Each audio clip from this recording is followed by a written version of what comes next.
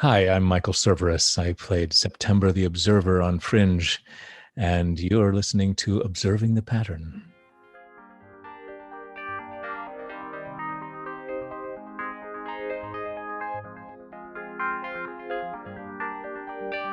We made this.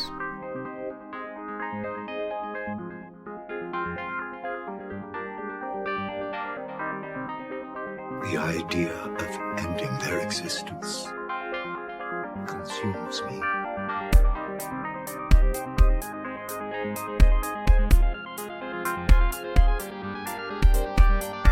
Hello everybody and welcome back to Observing the Pattern, a Fringe podcast on the We Made This podcast network. I'm your host Luke Winch and this is our continuing coverage of Season 3 of Fringe. Today we're going to discuss episode 13 called Immortality, which is a return back to over there to catch up what's been happening since the two Olivias were returned back to their respective universes. Joining me today to tackle this episode is returning guest Andrew Brooker. How is it going, mate? It's going well, mate. How about you? Not bad, not bad. I am rehydrated and ready to go for round 2 with you. Good. So we've kind of dealt with the fallout of the two Olivia's exchange in the Prime universe for the last few episodes and how it's affected Peter and Olivia's relationship, which is pretty heavily. And now we get our first kind of entry back into the alternate universe to kind of deal with the fallout of the death of alternate Broyles and how that shifted the dynamic in the Fringe team. We get the return of Frank, who is Faux Olivia's boyfriend. So what's your kind of overall thoughts on this episode then, and kind of going back to the alternate universe, and what would you give it out of 10? So you'll be able to cast your mind back. As people listen to this, it would have been 13 weeks ago, but as we talk, it was 13 minutes ago. And I said there was a couple of episodes I'm not really that enamoured by in Season 3 of Fringe. This is one of them. Okay. I really do not care for this episode. That's interesting. It is, at best, a solid 5 out of 10. Okay, and I'm sure we'll get into the reasons as we go into our deep dive of why you've given it a 5 out of 10. I have to say, this is one of those episodes which I do like, but there are elements in it that I don't. So I think we'll have some interesting convos as we go through this. I would say at the outset, I think Frank is an absolute dullish dishwater character. I don't think he actually serves, in the end, he doesn't actually serve any purpose by being a character in this world, because in the end he doesn't actually affect anything, really. No, he is the most pointless character, and literally the only reason he turns up in this episode is because Bugs. Yeah, Bugs, and also to kind of have this tension for Olivia that she's been made pregnant by someone else other than him. Yeah. But apart from that, there is absolutely no function for the character of Frank, really. But yeah, we'll get into that. So shall we just go straight in for the deep dive in this one? Yeah, man, bring it on. So, Immortality, the 13th episode of Season 3, originally aired February 11th, 2011. We are slowly reaching through the years now. Written by David Wilcox and Ethan Gross, and directed by Brad Anderson, who is another seasoned Fringe director.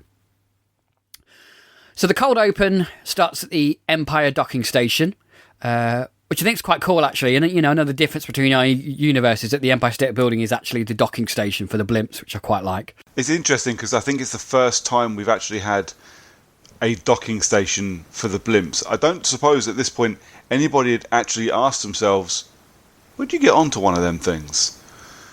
But yeah, they took it upon themselves to answer it, and the answer is at the Empire State Building. Which kind of makes sense. It's tall. It works well for the absolutely. And it's one of those times when they've messed with the universe and done actually a really good job in twisting it up a little bit. And I really liked it. But I remember watching it for the first time and going, at no point did I wonder where those things docked, landed. At that point I didn't even know what they did. Did they land? Did they dock? Did they just hover somewhere for someone to wheel a set of steps up to? I had no idea and hadn't given it a moment's thought, and now we're getting on them at the Empire State Building. I thought it was great. Yeah, nice touch. So, of course, as we alluded to, we're introduced to or reintroduced to Frank. He's coming back. He's been working in North Texas for some outbreaks, so we get the information that he works for the CDC. And there's a few little kind of bits here about the relationship. When they get home, Frank says he notices that she seems a little distant. There was, she didn't talk to him on the way home, and kind of, she waves it off. But we haven't returned to this character since she got back from the universe, and we know that she developed feelings for Peter. So this is kind of affecting her relationship with Frank. Oh yeah, and it's a lot like her mishaps in the other universe, where she doesn't know what to say. She realizes that there's things she's going to say that are going to sound completely wrong, and I think it's just kind of a carry on from that. Obviously she's is it cheating if it's an alternate universe? Well, essentially, but yeah, but I mean, yeah. But I mean, also she was undercover, so yeah. She was in character, as it were. It was something that she had to do. She had to get close to Peter, but I think she developed feelings that she never thought she might. She thought it just might be an undercover mission. I need to sleep with Peter to get information, but it kind of just got a bit more than that. Yeah, and she's got to deal with that, and she's got to deal, and she's clearly processing it, because obviously it's the first time she's had to face that since she's come back. It's pretty standard. I think we'd all be in that same position. We'd all be a bit quiet. I think the other, if you weren't that quiet, you would be overly talkative, trying to compensate for the fact that you're being quiet. Yeah. And would possibly make it worse. Yeah, definitely. Yeah, so we kind of briefly mentioned at the outset that we think Frank is a pointless character. I mean, whether it's the actor who's a bit bland, or the writing's just not there, or it's just not, what's your kind of thoughts behind this, and why he's just a bit of a, it's a bit of a dull story, really. Well, he's a narrative plot device, isn't he? He's there to move story along. He's not there for us to care about, and he's not written in a way to make us care about him. And I think the writers and the director know this when they're putting him on screen. They know that we don't care. We're not going to care. He, as a character, he's got an uphill battle for several reasons. One, we're more or less back to the status quo. Everybody that's supposed to be over on this side is over on this side. Everybody that's supposed to be on our side is over on our side. And now we care now about what's going on the other side, and to hell with the guys over here. So while we might be losing interest, seems like a harsh way to put it, but while we might be losing interest a little bit in the alternate Fringe team, the thing we're least likely to care about is the love interest of one of them, especially when he has about as much personality as a shop store mannequin. Oh, he is bland, bless him. He is very, very bland. He has what I call the John Scott curse, because John Scott was a bland character, and like Frank, John Scott was a plot device. He was an important plot device because it had all to do with entering dreams and and kind of honing in with Olivia's abilities that she's learning and honing in. So his plot device was important. But with Frank, you could take him out as a plot device and probably still get A to B without much change. I mean, the whole pregnancy storyline that we have through this episode, you could have it without him really being there, apart from the tension of sleeping with someone else while you're engaged to your boyfriend type thing. Yeah, so no one really... Okay, maybe I'm overgeneralizing, but personally, I'm watching Fringe. What I don't really care about is the Emmerdale farmness of having... It's a good way of putting it. You know what I mean? It's soap opera drama that I don't need and is not required. What we need with this particular part of the story, we need to know she's pregnant, it's Peter's, and obviously Walton has plans. Frank doesn't need to be a part of any of that. We don't need him there to move the plot on. The whole thing with him working for the CDC, we could have anybody. We could have any random agent turn up. It doesn't need to be him. And the whole pregnancy thing, it can be, oh, am I, aren't I, oh shit. And the only thing it actually serves to do is to bait and switch you at the end of the episode when, they're checking her for parasites. Yeah. I don't think, I genuinely, I don't think he needs to be in this episode at all. Like you say, he is a bland character. It's just so vanilla. Yeah. The poor guy, he's going to get ragged on a lot this episode, I think. But he's not interesting to watch.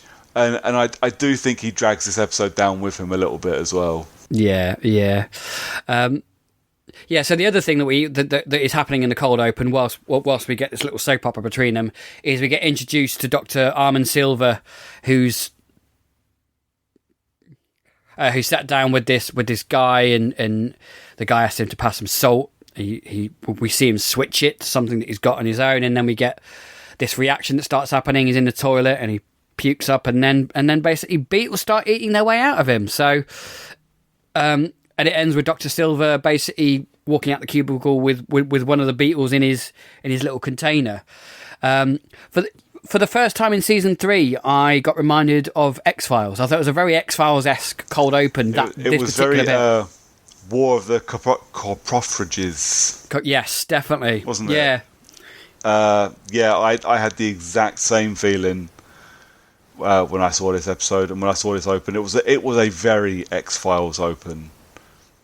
It was wearing its inspiration on its sleeve, I think, for this episode.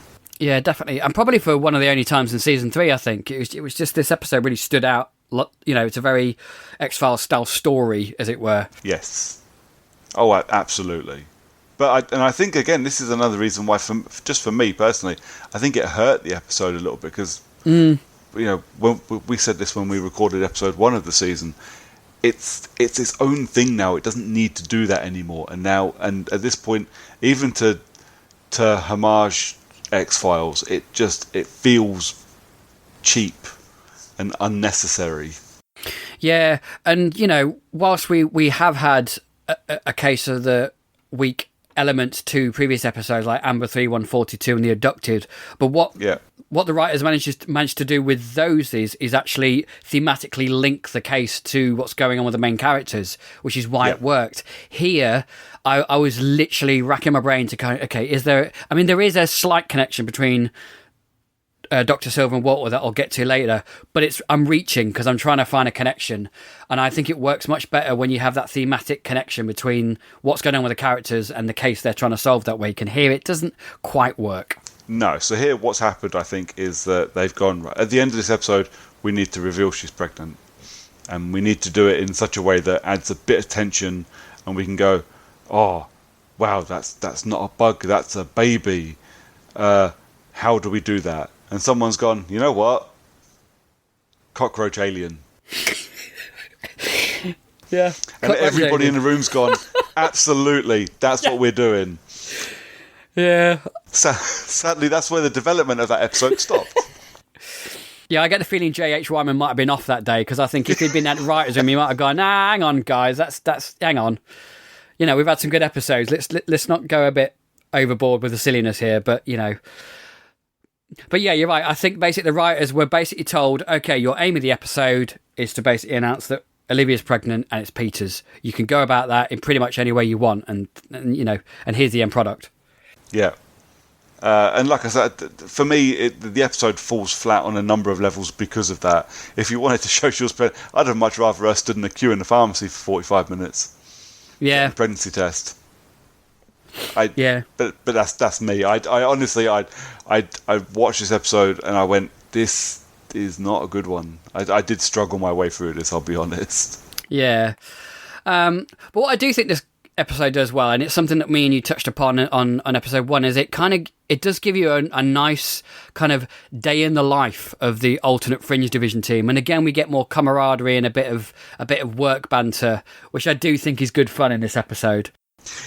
Yeah, so it would be a Monster of the Week episode essentially, but with the alternate team, and I think that could work really well. And for the team, it's good fun. Like you say, you can watch the team do their thing, and it's a laugh. And again, you get the banter and just the shit kicking between the two of them, or between the three of them. Sorry, I think it's really fun. And I think that's possibly more what they were going for, Monster of the Week. But with the other team, this could be fun. They just needed a better idea behind it. Yeah, I agree. So then we get a scene here with alternate Brandon, who shows Walternate a video of this young candidate that they've injected with a synthesized version of Cortexiphan, which they've managed to create from the anomaly they found in Olivia's brain back in The Abducted, I think the episode was. So I like this scene because it's a really interesting thing here where we get to see Walternate's moral code in that he refuses to experiment on children. Very interesting here because it's the complete opposite of what our Walter did. Yeah, and I think a lot of that is because we, over the last couple of seasons, we've got to see how our Walter's brain has worked, and obviously he believes very much that he got a free second chance with Peter because he lost one and just got a new one.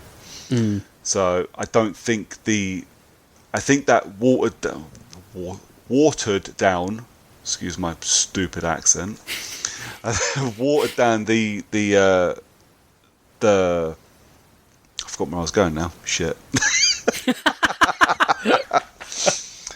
Well, it made him less likely to worry about a child's life, or the morality of it doesn't hit our Walter because of it.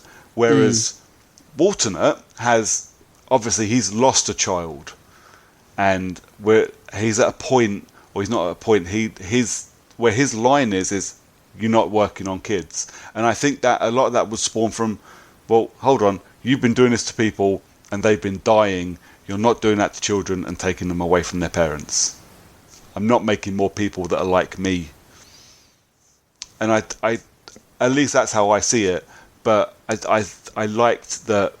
For a dude that seems very cold and very calculating every time you see him, it's nice to see there's a line that he doesn't want to cross. Yeah, definitely. And I think you're right about he doesn't want another family to lose a child. And there's the episode The Abducted where we get a bit of backstory into alternate Broyles and his connection with this case with the Candyman. And there's a scene where Walternate is it's a very surprising scene because he's very compassionate with Broyles, but because they're sharing this experience of having their child abducted. So I like that Walternate because he reminds me, I've seen enough kind of mobster and gangster films now where, these people are willing to kill, they're willing to steal and break the law, but they have a very defined set of morals and codes, usually to do with like family and stuff like that. And, you watch these films, they can be despicable people, but they have these moral codes, which you kind of start to like them for. And that's how I liken Walternate. He is this cold, calculating man. He's hell-bent on revenge to destroy the other universe, but he has these lines that he will not cross. Oh, absolutely. And this is where you see, I think, the biggest one for him. And it's a good moment for his character. And it shows that he's not just a comical mustache twirling bad guy.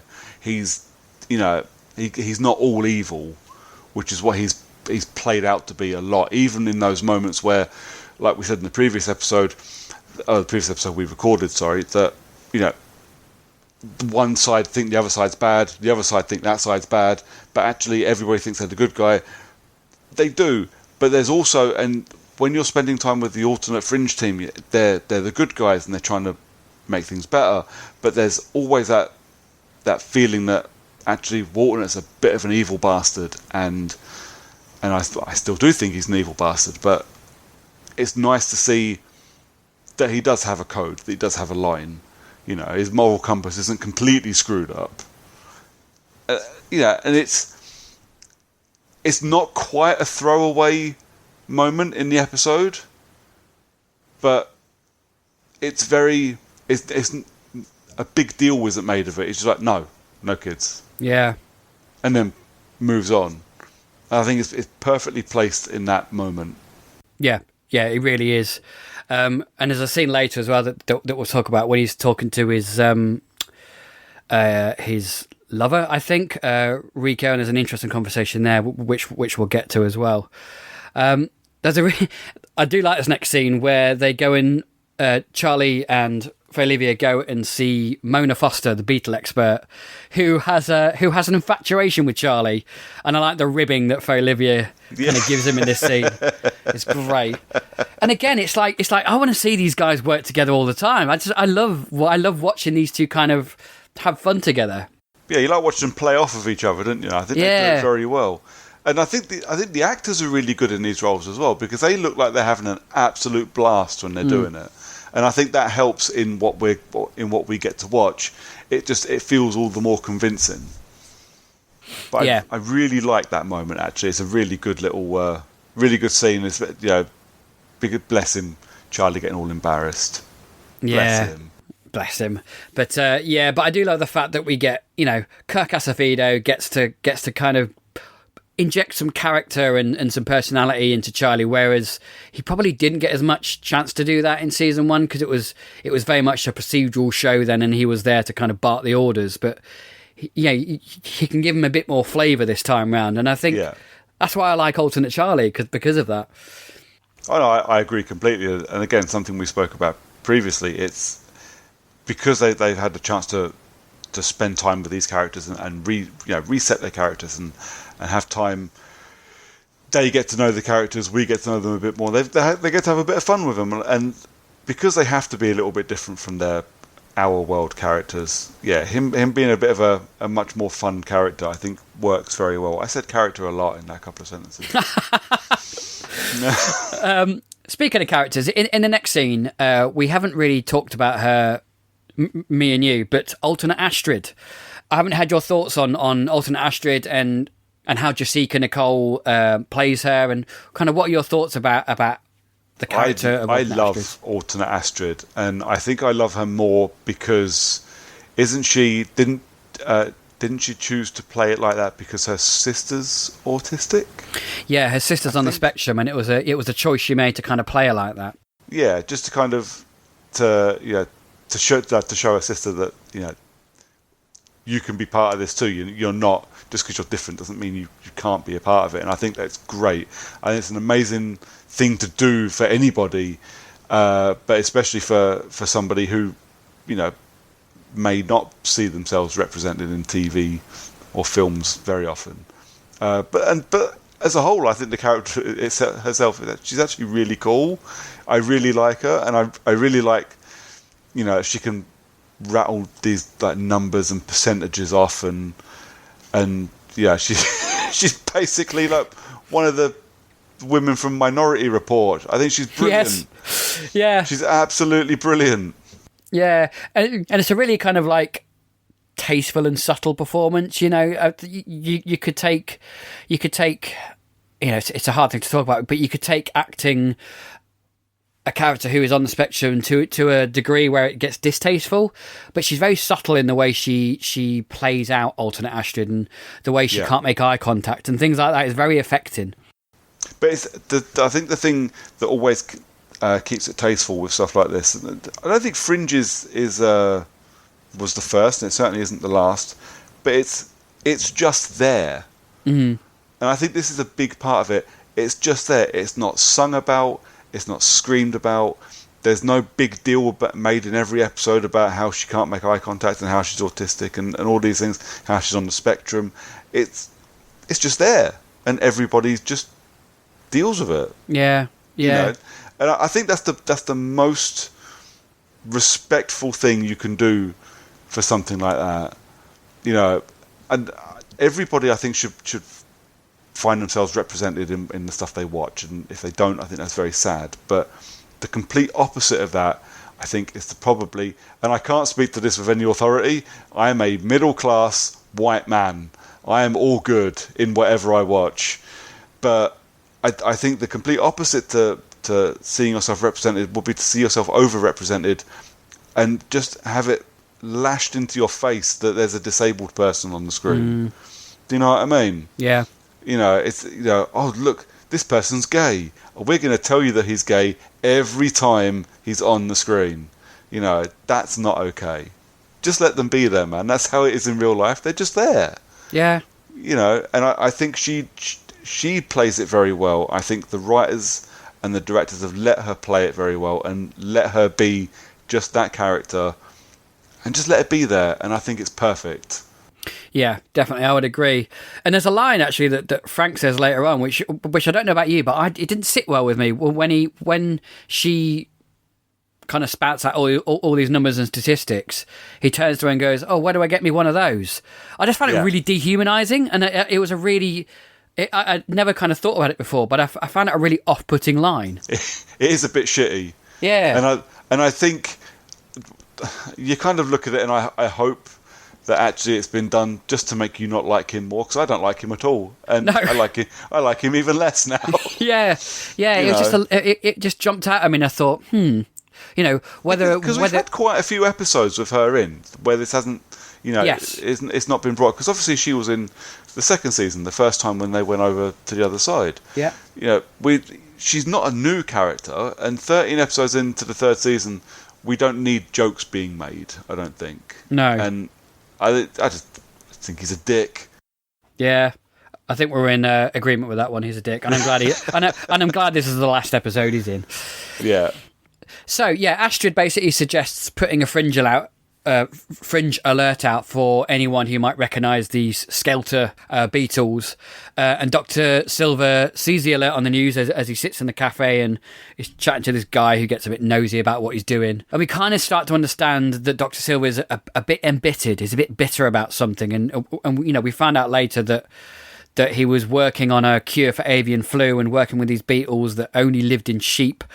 And because of Fringe events and the deterioration of the universe, sheep are now wiped out. So it stopped his work. So you get the sense that he is wanting to be, he wants to be renowned and remembered for his work, and he feels a bit pissed off about it, basically. Yeah, you say that because it sounds like it's another one of those moments where it should mean more. Yeah. We live in a world with no lamb. Suddenly there's no sheep, really? How is this not a bigger deal? But I think, and again, in a better episode, I think it lands better, and I think it builds the world a bit more. But yeah, the bitter old scientist, I think he plays it quite well. Tropey as it is, I think he plays it quite well.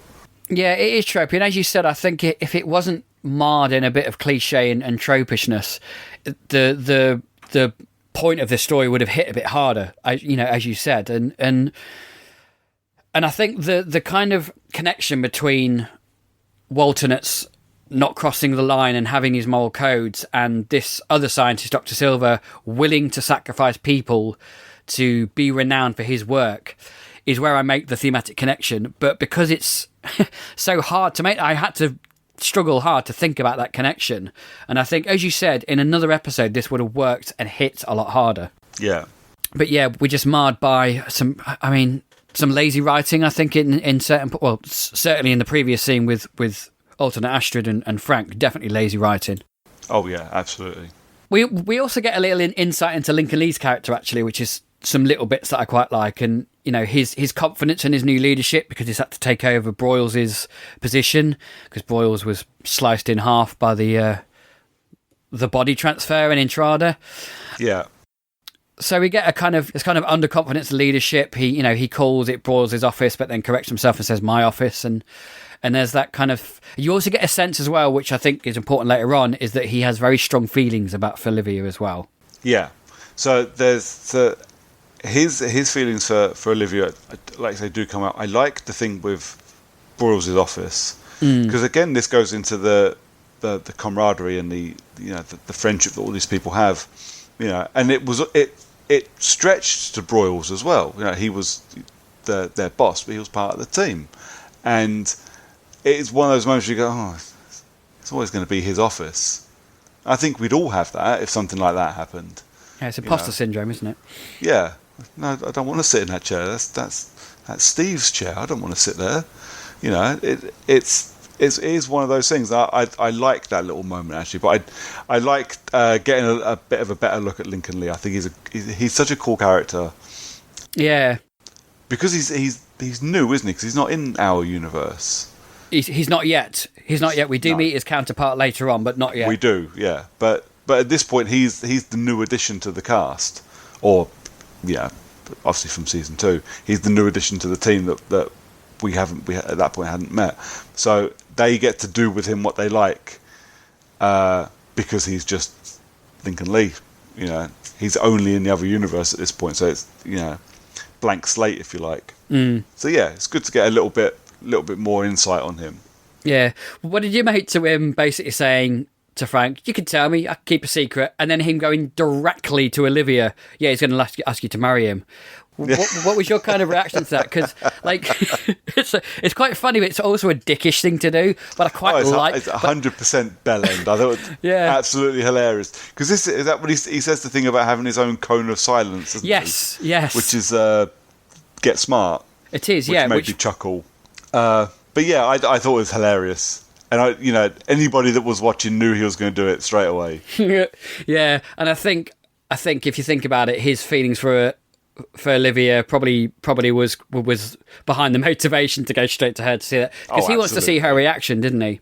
Yeah. But that was quite funny. So yeah, I was going to basically pose a question, but I think we've kind of answered it over this episode. But if we had been watching Fringe, but had only been following these guys, then we would perceive them as the good guys, wouldn't we? Basically. 100%. And I think a case in point here is this scene that I mentioned earlier with Walternut and Rico, who we think is his lover. And he talks about the sacrifices he's made to save this world, which from a hero's point of view is a noble trait. But we'd never call Walternut noble because of the perspective we've got of him. But if we'd never met our side before, then we might think Walternut is the hero of the story because he is trying to save his world. Yeah, I think we would probably see him because he does do some outlandish shit, and he does do some stuff that probably wouldn't 100% be okay. I think you would call him a good guy, but with a bit of a skewed moral compass. Yeah, an anti-hero. Yes. Yeah, definitely. Yeah, it's an interesting kind of thought that came into my head in this scene, because he's talking as though he is very noble and his cause is the right cause and stuff like that. But yeah it was an interesting scene, and quite a funny scene, because I can't remember which episode it was. It was the episode where Walter gets lost in Chinatown in the second season, and he mentions that he once slept with a Japanese woman. So I like the fact that here we get a scene, and Walternut's lover is of Asian descent. So I quite like that little callback there. That was very cool. So after the surprise proposal by Frank, Lincoln and Olivia follow a lead to the warehouse where they think Dr. Silver is. And this is where Lincoln gets trapped in the walk-in freezer, and Olivia falls through the floor into Dr. Silver's makeshift lab. I like the way Lincoln acts here to get himself out of the freezer, because we know that he's got a scientific background. He's the science guy of the Fringe team. So the fact that he kind of methodically looks around, sees the pressurized nitrogen gas, and uses that to basically uber freeze the handle so we can knock it off. So I like that kind of callback to his character. Yeah, it's good to have. It's good to realise that these characters do have backgrounds, and they have specialities. And usually you would have, in any procedural show, all of your characters would have something that everyone falls back on. Doesn't matter if it's a specialism in guns or science or whatever, but it's nice to know that these characters, you still have those tropes in a show like this. And it's very cool to watch him freeze his way out of the room. Definitely. And whilst that's happening, of course, we get the scene with Dr. Silver, who kind of pours some water down Olivia's throat to kind of wake her up. Quite a clever bit of kind of directing, because the camera's following the water, so we instantly think that oh dear, the dosage of the bug thing is in the water that he's giving Olivia. What did you think, though, the way this scene develops and what actually unfolds, and the rug that's pulled out from under us at the end?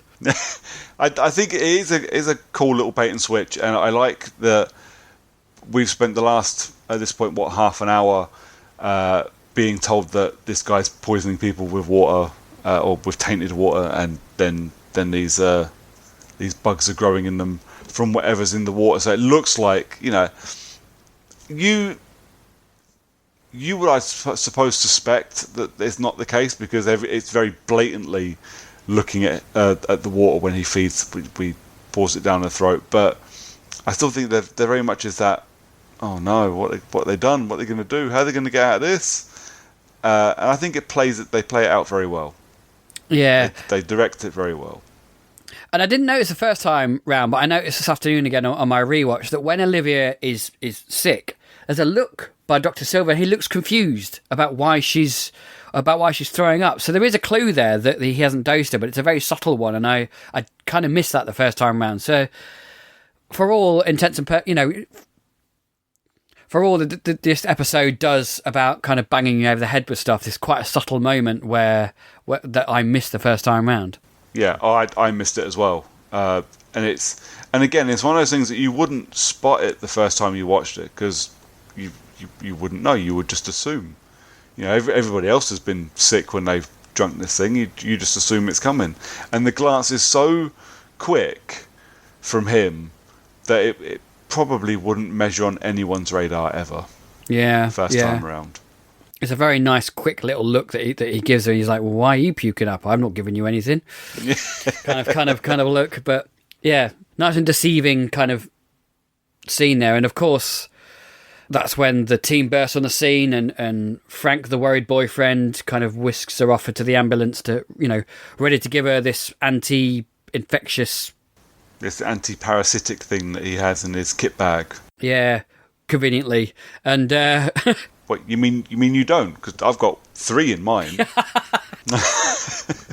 Mr. CDC is prepared for any eventuality. Yeah, and that's when Dr. Silver basically admits to Charlie and Lincoln Lee that he dosed himself. He is the final host.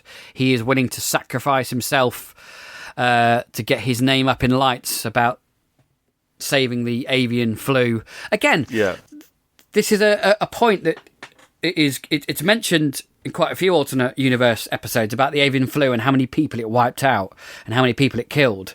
This episode could have been more momentous if we'd kind of got to know Dr. Silver and his motives and him trying to revive this beetle whose enzyme can save people from the avian flu. But it's such a throwaway, very quick moment. I think it's some doctor at the hospital that talks about him doing that. It's just, I think the writing here is a little bit lazy, and it's not active enough to kind of let us, the viewers, care about Dr. Silver's motives. So his sacrifice at the end is just a little bit of okay, he's dead. Make sure you spell his name right. It's almost comedic when he does to make sure they spell my name. I know, it is, isn't it? It is. And I think, and again, this is the thing that really bugged me about this episode is it's like his arc is really cool, and it could have been a really good story, but it was wasted in an effort just to get a fancy pregnancy test out, man. Yeah, it's a very long-winded, very bug-themed pregnancy test. It's such a wasted opportunity. For a cool monster episode. It's a waste opportunity for some exposition for the world, for this doctor. I think it could have been really good, but I really feel for the character. I want him to have a better episode because he's really interesting. Yeah, I mean, maybe it probably would have worked better and had more of an impact if it wasn't in the pregnancy plot episode, and B, if it had maybe an interaction with Walternut. These two scientists sharing ambition, but they've both got different lines that they won't cross. And it would have been a really interesting conversation that these two could have had together. But they missed the chance there. They really did. So the last 2 scenes really here are to propel the story forward. So the first one we get is Frank realising that the baby can't be his because she's 6 weeks gone and he's been in North Texas saving people from an outbreak. And Olivia is unable to answer his question about whether she loves Peter or not. So, and that kind of marks Frank's exit from the show. Thank God. Yeah. Because he was tedious and boring. And the audience breathed a sigh of relief. Yes, they did. Exactly. And then we get the last scene whose subtext is really basically that Walternut can use faux Olivia's baby to coax Peter back to their universe to power the machine. It's a scene with some real underlying creepiness because of all Waltonet's proclamations of him being a noble person to sacrifice, he's willing to use an unborn child to kind of get his way. And that creepiness is there. What do you think to this last scene with these? I think it's interesting as well because right up until that point, he's no kids. And now he's like, kids. Yeah. In a very Rolf Harris kind of way. Yeah. You know, I think it's, from a writing and a character perspective, I think it's actually done really, really well because you've spent the last 20 minutes going, he's got a line. He won't cross that line. And then the second he realises it's absolutely 100% to his benefit, he will gladly cross that line. And he hasn't even given it a second thought. Yeah, exactly. He maybe he really is the evil bastard we all thought he was. Maybe he is, even though the writers have tried to convince us otherwise. But yeah, this last scene is definitely like, oh, you're an evil bastard. You're willing to basically manipulate. I mean, you know, in the next alternate universe episode, Bloodline, he really does manipulate the baby by increasing its age. So you know, she has the baby in a matter of days. So it's some pretty Frankenstein type science that he's willing to kind of employ on this unborn child. It's pretty horrific. Oh yeah, absolutely. His no kids line is dropped very quickly, and I think they take it. He takes it to an extreme opposite of that spectrum quite quickly as well. Yeah. So, kind of your final thoughts then on this episode. I know you're not a massive fan. We've kind of pulled up some bits that we did enjoy, but your overall thoughts on this one? It could have been better. Yeah. It could have been better. I still there are bits of it that I really like. Some of the writing's great, and I really enjoy it any of the time we get to spend with the alternate Fringe team. I think everybody in this episode deserved a better 40 minutes than what they got. Yeah, I think I would agree with you, definitely. I think that the Dr. Silver storyline was probably wasted in this, and I think putting him in an episode where he could interact with Waltonut, I think would have been great, because you'd have these two scientists kind of sparring with each other about ambition and morals of science. I think that would have been really interesting. I'm glad we've kind of done away with Frank. I think is a reductive, boring character that never needed to be in Fringe in the first place. Yeah. Like you, I think it's a missed opportunity. The writing is good in some parts. I think the team squad writing is great. I think other parts were very lazy and just rather kind of dull. So did you see The Observer today? I did not. No, I didn't either. He apparently is partially obscured by a pillar at the Empire Airport docking place where Olivia and Frank meet. So this sounds an awful lot like the season opener we recorded, but like half of The Observer in a really crowded room. Yeah. No one's seeing that. I mean, poor, what was his name? Is it Mark Severus? Oh no, that's wrong. What's his first name? I can't remember. But the actor who plays September. Yeah. I mean, the director's going, no, more behind the pillar, mate. We can still see your face. No, more. He's like, poor guy. It's just like, oh. Luckily, he gets lots to do later on, but yeah, poor chap. The cipher this week is confusing as fuck. It's ROMAD, ROMAD. I even looked this word up. It's not even in the dictionary. It's an acronym for some things, but these things that it's an acronym for, I couldn't see any connection at all. So I am confounded by this one. Fair enough. I don't know what ROMAD is. No, neither do I. And not a flipping clue. It's a acronym for something called Return Over Maximum Drop Down, which is some I don't know, some investment acronym. And then there's a couple of military type acronyms. But yeah, I can't find any connection to the episode or to Fringe at all. So I don't know what they were doing here. Well, I've just done a quick Google, and the first entry is just some random US Air Force thing, and there's so many other acronyms as it's trying to explain this acronym, I'm never going to understand it. No, I did the same thing, and I thought I am not going down a rabbit hole because it will just lead to nothing. I'm not a code breaker, man. I'm not doing that. No. Dear listeners, if you have any inclination about what ROMAD is and if it has anything to do with Fringe whatsoever, please let me know, because I have no idea. So, that is it for today. Brooker, would you like to tell these lovely people where they can find you on their internet?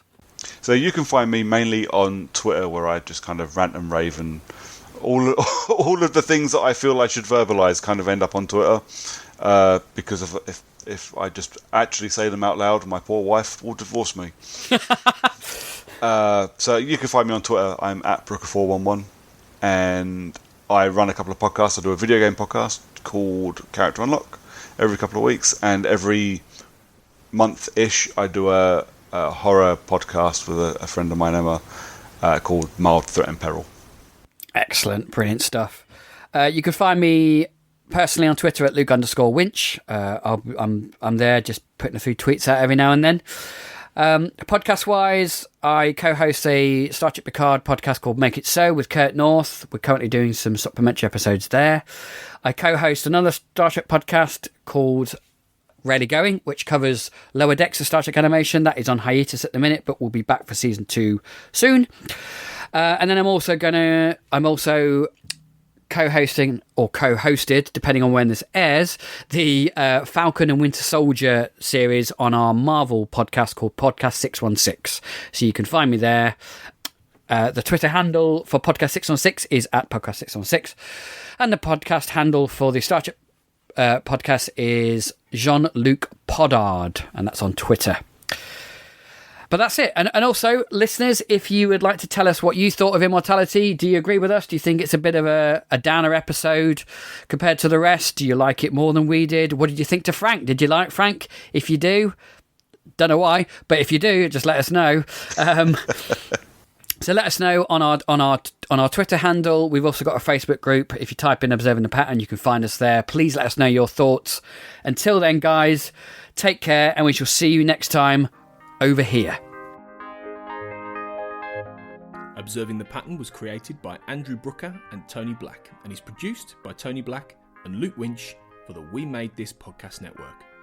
Please subscribe on Apple Podcasts and leave us a 5-star rating and review to help more people find the show. You can find the podcast on Twitter at the OTP Podcast, and on Facebook by typing in Observing the Pattern. You can also find We Made This on Facebook and on Twitter at We Made This Pod, where you can find shows on film, TV, music, and broader popular culture.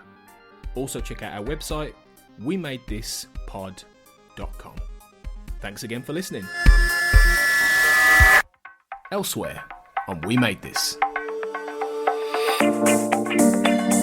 Pick a disc. The chorus feels like it's improvised as well.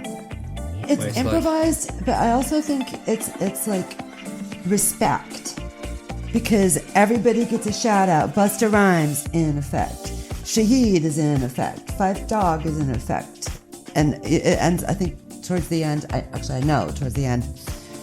Who's in the house? Ron Carter is in the house. So I kind of think of it. This is going to be very professorial sounding, but if you write a research paper and you put all your citations of your sources. Yeah. It's all the citations. These are all the folks that made this come together. He's reading the Wikipedia footnotes for this song, isn't he? So like 30, exactly 20 years before it came in effect and stuff.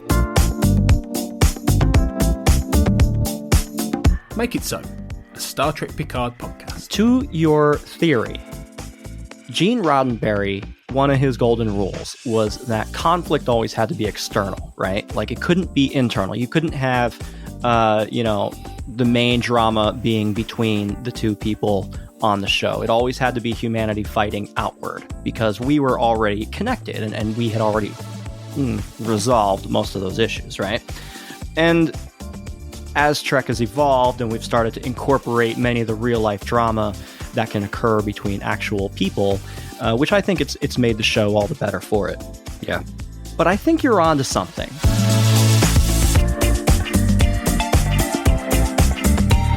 igniting the childhood. The big thing is, Raven has a vision that the job she was going for, she didn't get because the woman says to Raven's vision, I don't hire black people.